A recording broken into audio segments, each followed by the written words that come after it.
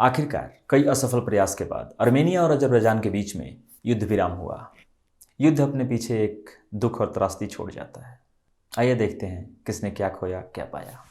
नमस्कार, मैं कुशजी कमल स्वागत करता हूं आपका अपने चैनल प्रोफेसर टॉक पर। और फिर से आज का विषय है नगोर्नो कराबाख। नगोर्नो कराबाख में चल रहे आर्मेनिया और अजरबैजान के बीच युद्ध को समझने के लिए आप मेरे पिछले वीडियो को प्रेफर करें। और दोनों देशों के बीच के 100 वर्षों के विवाद को डिटेल में समझा रखा है मैंने। जैसा कि हम जानते हैं, नगोर्नो कराबाख अजरबैजान का रीजन माना जाता है, लेकिन 1994 से उस पर आर्मेनिया का कब्जा है। आर्मेनिया उस पर रूल कर रहा है। नगोर्नो कराबाख क्रिश्चियन बहुल होने की वजह से आर्मेनिया उस पर अपना हक रखता है। पिछले 3 दशक में दोनों देशों के बीच में अघोषित छोटे मोटे युद्ध लगातार चलते रहे, लेकिन पिछले 2.5 महीने से लगातार चल रहे विध्वंसक युद्ध ने 1200 से ज़्यादा सैनिकों की जान ले ली और सैकड़ों आम नागरिक मारे गए और हजारों विस्थापित हुए, डिस्प्लेस हुए अपने घर से। ठीक 1 महीने पहले रशियन डिफेंस मिनिस्टर ने दोनों के बीच में मध्यस्थता करने की कोशिश की और एक सीज फायर का अनाउंस भी किया, लेकिन 24 घंटे भी नहीं हुए और अजरबैजान ने सीज फायर का उल्लंघन किया और लगातार आर्मेनिया पे हमला करता रहा। लेकिन कल 9 नवंबर 2020 को फाइनली एक शांति प्रस्ताव के अंतर्गत युद्ध को रोक दिया गया है। रूस के राष्ट्रपति व्लादिमीर पुतिन ने घोषणा करते हुए कहा कि 10 नवंबर को 1 बजे रात से युद्ध विराम लागू हो जाएगा। अब आइए हम ये देखते हैं कि आखिर इस शांति प्रस्ताव में किसने क्या पाया और क्या खोया। लेकिन उससे पहले हमें समझनी होगी वर्तमान भौगोलिक स्थिति। मैंने पिछले वीडियो में भौगोलिक स्थिति को काफ़ी डिटेल में बता रखा है, आप वहाँ से प्रेफर कर सकते हैं। लेकिन अभी सबसे ज़रूरी है जानना कि अभी वर्तमान में इस युद्ध के बाद क्या बदलाव हुए। हम इस मैप को देखते हैं, जहाँ लेफ्ट साइड पर है आर्मेनिया, राइट साइड पर है अजरबैजान, और उन दोनों के बीच में है नगोर्नो कराबाख का रीजन। जो आप डैश देख रहे हैं वह है नगोर्नो कराबाख का वो रीजन जिस पर आर्मेनिया का कब्जा है। मरून में नगोर्नो कराबाख का वो रीजन है जिसे रिपब्लिक ऑफ आर्साक कहते हैं। लेकिन न्यू डेवलपमेंट यहाँ पर है ऑरेंज।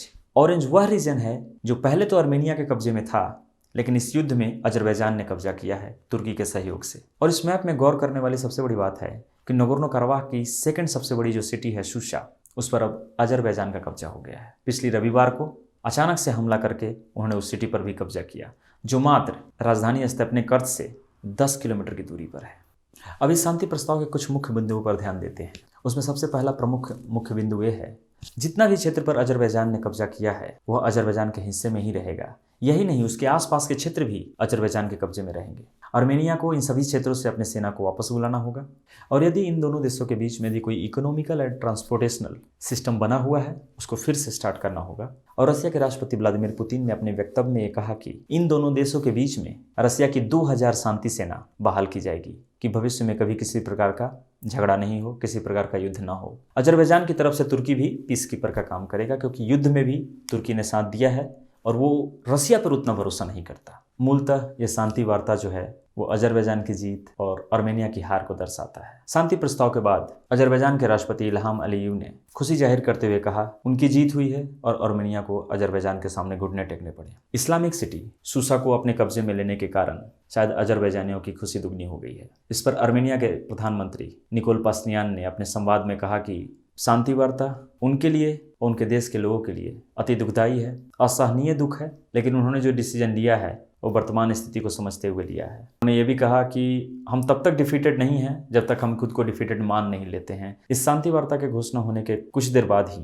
आर्मेनिया की राजधानी येरेवान में हिंसा भड़क गई। इसके विरोध में जनता सड़क पर आ गई और उन्होंने सरकारी बिल्डिंग्स पर कब्जा कर लिया। यहाँ तक कि उन्होंने प्रधानमंत्री के कार्यालय में भी तोड़फोड़ मचाई। जहाँ आर्मेनिया को रूस का साथ नहीं मिला, उसका भी झुकाव अजरबैजान की तरफ रहा, वहीं तुर्की ने आर्मेनिया को खत्म करने की पूरी कोशिश की। मेरे हिसाब से युद्ध विराम कहीं ना कहीं आर्मेनिया को नुकसान तो उठाना पड़ा है, लेकिन फिर भी उनके फेवर में है कि नुकसान कहीं और बड़ा हो सकता था। इससे आर्मेनिया को समय मिल जाएगा नई रणनीति बनाने में, अपनी इकोनॉमी को मजबूत करने में और देश के अन्य देशों का साथ लेने में, क्योंकि इस युद्ध में आर्मेनिया खुद को अकेला खड़ा पाया है। अब तो भविष्य ही बताएगा कि यह शांति वार्ता कितनी देर टिकती है। इस नगोर्नो कराबाख कॉन्फ्लिक्ट की वजह से मुझे बहुत कुछ जानने को मिला और मैंने आप तक भी डिलीवर करने की कोशिश की है 3 वीडियो के माध्यम से। प्लीज़ मुझे सपोर्ट करें, मेरे वीडियो को शेयर करें, लोगों तक पहुंचाएं, लाइक करें, कमेंट करें, सब्सक्राइब करें। मेरा टारगेट है कि 2021 आने से पहले मैं 1000 सब्सक्राइबर तक पहुंचूं। उसमें मुझे आपके सहयोग की ज़रूरत है। चलिए मिलते हैं किसी नए टॉपिक पर, फिर उस पर चर्चा करेंगे। तब तक के लिए धन्यवाद। जय हिंद।